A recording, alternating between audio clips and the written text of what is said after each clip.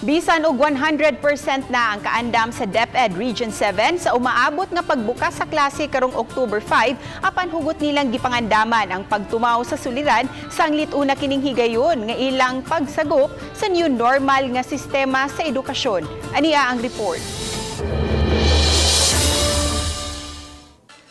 Sulod sa conference room sa buhatan sa DepEd Region VII, nakaset up ang mga gadgets nga gamiton nila sa pagsagop sa new normal pinagi sa virtual communication. Gitubag sa mga opisyal sa DepEd ang mga pangutana gikan sa media ug ubang stakeholder kauban nila ang DOH ug DILG. Nako karon diri sa set up sa DepEd Region 7 alang silang taping sa regional kick-off alang sa opening sa klase karong October 5. So kung ato makita inani na ang ilahang isagop nga new normal. Sa Biyernes, gitakda ang regional kick-off sa Department of Education DepEd 7 alang sa pagbukas sa klase sa October 5.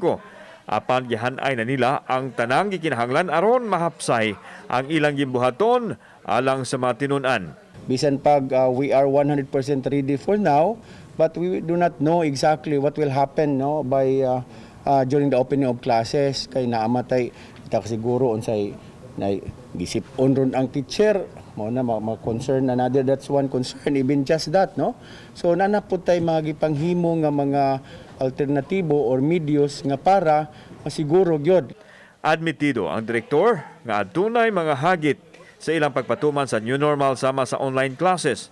Apan naa sila giandam nga contingency plan nga ipatuman sa mga magtutudo alang sa mga tinunan. Hinuon, mas daghan ang mipili sa modular kaysa online apan ipadayon gihapon ang pagserbisyo sa mga estudyante. Bisan pag gamay mo na gikuan man gyud gihapon nato gi-cater, pero if ever napagyud mo kagar pagyud siya, so pwede ra gyud siya og ikuan kanang mogamit og flash drive. Samtang nakabot na sa DepEd ang ilang target nga enrollees karong tuig tingtungha ug gipanglantawan nga mosaka ba.